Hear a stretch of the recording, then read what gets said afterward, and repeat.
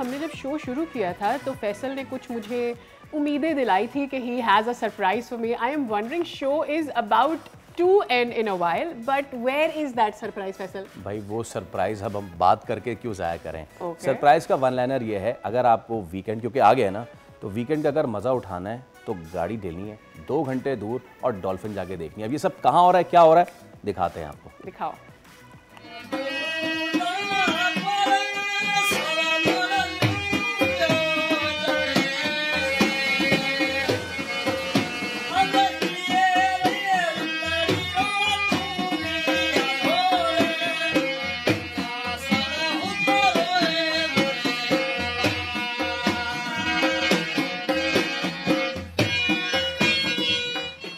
अब वीकेंड आया है तो घूमना फिरना भी होगा. घूमने फिरने से याद आया कि बहुत से लोग बाहर ममालिक जाते हैं, बीचेस एंजॉय करते हैं, बहुत से लोग डॉल्फिन वॉच एंजॉय करते हैं, बहुत से लोग जो है वेल वॉचिंग एंजॉय करते हैं. और इन सब के लिए उन्हें कहाँ जाना पड़ता है? उन्हें मलेशिया जाना पड़ता है, उन्हें थाईलैंड जाना पड़ता है, श्रीलंका जाना पड़ता है, इस तरह के ममालिक जाने पड़ते हैं. लेकिन अगर मैं आपको ये बताऊँ कि आपको ये जो टूरिज़्म है यहाँ भी मिल सकती है, यानी कि आप डॉल्फिन वॉच कराची से 1.5-2 घंटे की मुसाफत पे भी कर सकते हैं, तो फिर आप कहेंगे क्या बात कर रहा है. मैं दिखाता हूँ आपको मैं क्या बात कर रहा हूँ. चलिए मेरे साथ डॉल्फिन वॉच.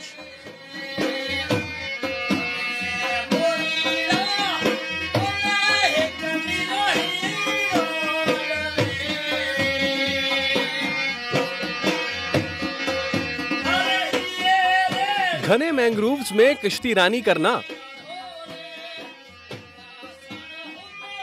मछली का शिकार करना और फिर वहीं बैठकर उसे एंजॉय करना, नसीब हो तो डॉल्फिन के नजारे करना.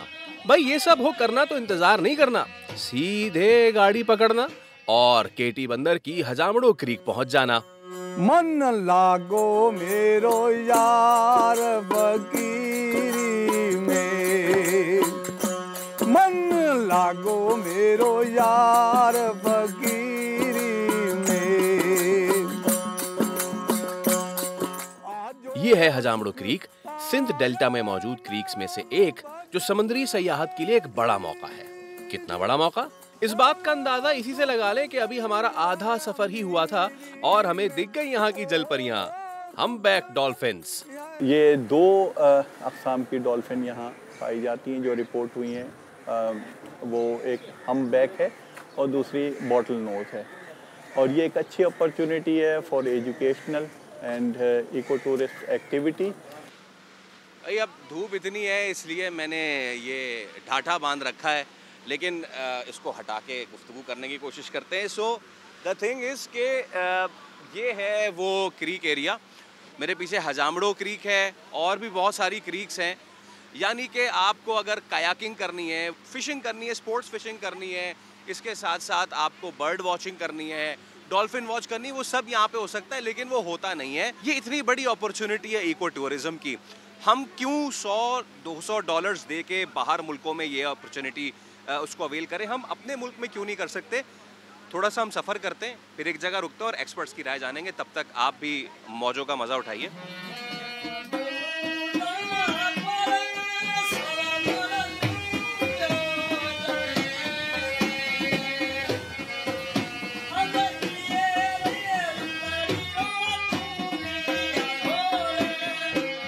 ये इलाका सिंध फॉरेस्ट डिपार्टमेंट की देखरेख में आता है, जिसने यहाँ आने वाले सयाहों के लिए एक गुजरगाह भी बनाई हुई है. सयाह यहाँ के नज़ारों में कुछ इस तरह खो से जाते हैं.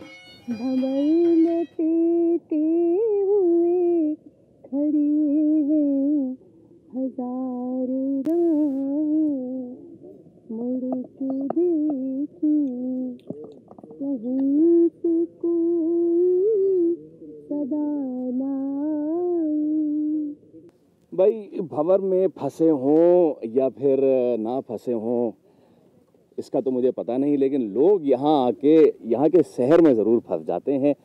ये हजामड़ो क्रीक का इलाका है और यहाँ पे 4 से ज़्यादा डिफरेंट स्पीशीज़ हैं मैंग्रोव्स की.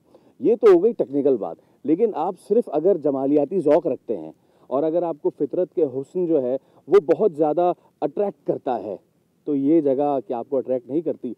हर तरफ मेरे यहाँ पे मैंग्रोव्स ही मैंग्रोव्स हैं। ये बड़ा खूबसूरत सा वॉकवे बनाया गया है।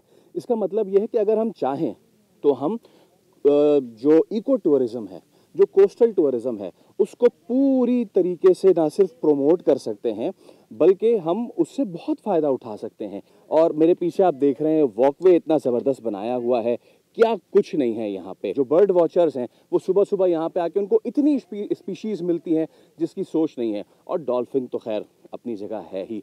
चलिए आगे आपको लेके चलते हैं, इस पूरी क्रीक की सैर करवाते हैं। And I am still wondering and I am still गेसिंग, हमें वो क्या चीज़ें हैं जो रोकती हैं कि हम इन इलाकों में आके ये मस्बत सरगर्मियाँ करें। चलिए।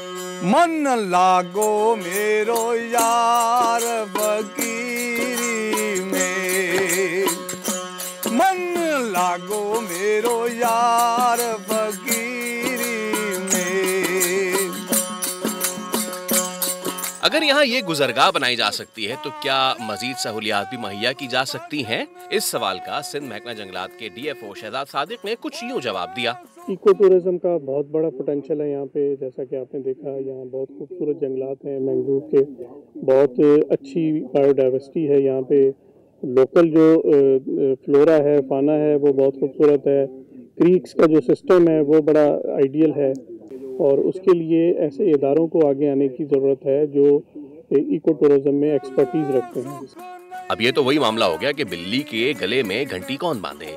सबको पता है कि इस इलाके में सयाहत का बड़ा मौका है, लेकिन काम कौन करेगा? ये कहानी फिर सही। ये जो वॉकवे है, मैंग्रोव वॉकवे, ये तो एक जगह आके ख़त्म हो जाता है लेकिन कहानी ख़त्म नहीं होती। पिक्चर अभी बाकी है मेरे दोस्त। इतनी बायोडाइवर्सिटी यहाँ पर है, इतनी डिफरेंट टाइप की यहाँ पे मछलियाँ हैं।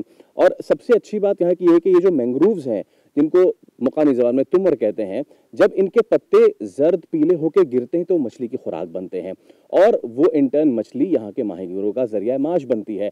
लेकिन एक सीज़न ऐसा भी आता है यहाँ पे कि जब पानी कम हो जाता है और मछली नहीं होती है। ये होता है वो सीज़न जब यहाँ के माहीगीर अफराद, उनके पास करने को कुछ नहीं होता है, कश्तियाँ बंजर हो जाती हैं और रोज़गार बिल्कुल भी ख़त्म हो जाता है। ऐसे में यहाँ की लोकल टूरिज्म, इको टूरिज्म को अगर प्रोमोट किया जाए तो उनके ऑफ सीजन में भी उनका रोजगार चलता रहेगा। अगर जब मछली नहीं है उधर ये सयाहत अगर इधर शुरू हो जाए तो आपको क्या लगता है कि उससे कितना अच्छा असर पड़ेगा? लोगों को बहुत अच्छा असर पड़ेगा, लोगों को आसानी हो जाएगी, तो खर्चा पानी भी मिल जाएगा, उसका रोजगार भी चल जाएगा। तुमर का जंगल मिलता है, केकड़ा मिलता है, डॉल्फिन मिलता है, परिंदे मिलते हैं, हर चीज देखने को मिलती है। मछली का शिकार पकड़ने के लिए लोग आते हैं कराची से, वो मिलते हैं देखने के। इनका जब फिशिंग सीजन ऑफ होता है तो इनकी इन्वेस्टमेंट जो है, जो बोट्स होती हैं, वो बहुत सारी बोट्स बहुत दूर नहीं जा सकती, उसको मोहतात तरीके से इंगेज किया जा सकता है इको टूरिस्ट एक्टिविटीज़ में। गेम फिशिंग होती है, लोग आकर के एंगलिंग करते हैं बैक वाटर्स में। तो टूरिज्म के हवाले से जैसे हम दूसरे ममालिक में देखते हैं कि डॉल्फिन वॉच के लिए ही अगर आप चले जाएं तो वो $200 ले लेते हैं। कोई छोटी सी अगर एक राइड आप लें तो उसके भी $100 ले लेते हैं। तो इस किस्म की अगर छोटी छोटी कंट्रोल्ड इन्वायरमेंट में, इन्वायरमेंट फ्रेंडली अगर कोई इंटरवेंशंस की जाएं और कोई इदारा या कोई प्राइवेट सेक्टर कोई ऐसा यहाँ पर आए, आके इन्वेस्ट करे, तो उसके लिए बहुत बड़ा पोटेंशियल है।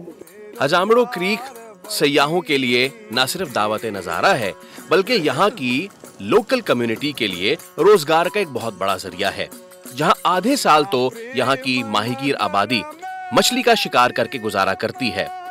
अगर यहाँ सयाहत को भरपूर तरीके से परवान चढ़ाया जाए तो यहाँ की आबादी पूरे साल बहुत आराम से बैठ के खा सकती है और सयाह एंजॉय कर सकते हैं।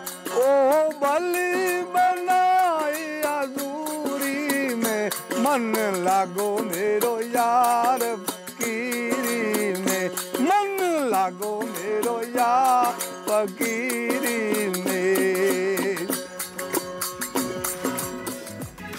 जी boss, It was wonderful. Subscribe करें और बेल दबाएं ताकि कोई खबर रह न जाए।